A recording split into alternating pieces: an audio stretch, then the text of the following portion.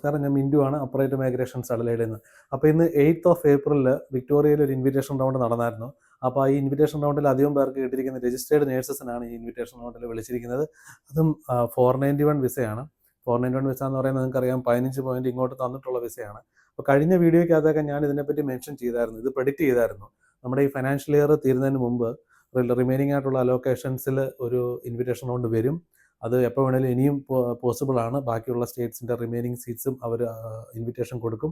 അതും 491 വിസയ്ക്ക് ആയിരിക്കും കൂടുതൽ ചാൻസസ് എന്ന് നേരത്തെ പറഞ്ഞായിരുന്നു. അതുപോലെ തന്നെ വിക്ടോറിയയിൽ നമുക്ക് ഇന്ന് കിട്ടിയ ഇൻവിറ്റേഷൻസ് എല്ലാം വെച്ച് നോക്കുമ്പോഴത്തേക്കും 491 വിസയ്ക്കാണ് അധികവും വന്നിരിക്കുന്നത്.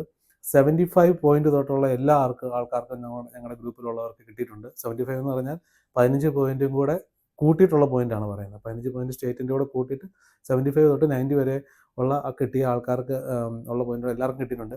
അപ്പം ഈ ന്യൂസിലാൻഡ് പാത്വേ വഴിയൊക്കെ 482 186 വെയിറ്റ് ചെയ്ത് നിൽക്കുന്ന കുറേ ആൾക്കാർ അതിനകത്തുണ്ട്. അവർക്കെല്ലാം വളരെ സന്തോഷ വാർത്തയാണ്. അതിൽ പലരും നമ്മളോട് ചോദിക്കും, ഇത് ഇട്ടിട്ട് കാര്യമുണ്ടോ, ടൈം എടുക്കുകയല്ലേ? അപ്പോൾ എംപ്ലോയറെ നോക്കി നിൽക്കുന്ന സമയത്ത് നിങ്ങൾക്ക് തീർച്ചയായിട്ടും PR-ൻ്റെ ഈ ഓപ്ഷൻസ് ചൂസ് ചെയ്യാൻ പറ്റുന്നതാണ്. ഇതിനകത്ത് ഏറ്റവും അത്ഭുതകരമായ ഒരു കാര്യം എന്ന് വെച്ച് കഴിഞ്ഞാൽ കഴിഞ്ഞ 4 ആഴ്ചയ്ക്കുള്ളിൽ ഇട്ട പല ആൾക്കാർക്കും ഈ ഇൻവിറ്റേഷൻ റൗണ്ടിൽ കിട്ടി. അത് വളരെ സന്തോഷമാണ്. അപ്പോൾ അവരുടെ ഒരു ധൈര്യം കാണിച്ചു. അപ്പോൾ നമ്മൾ സ്റ്റേറ്റ് ഇൻവിറ്റേഷൻസ് ROI EOI ഇടുമ്പം കറക്റ്റായിട്ടുള്ള കീ പോയിൻറ്റ്സും കീവേഡ്സും എല്ലാം ഇട്ട് പ്രോപ്പർ ആപ്ലിക്കേഷൻ ഇടുക. നിങ്ങൾക്ക് തീർച്ചയായിട്ടും നിങ്ങൾക്ക് ഇൻവിറ്റേഷൻ കിട്ടും. അപ്പം ഫർദർ ഡീറ്റെയിൽസിന് ഞങ്ങളെ കോൺടാക്ട് ചെയ്യാവുന്നതാണ്. നന്ദി, നമസ്കാരം.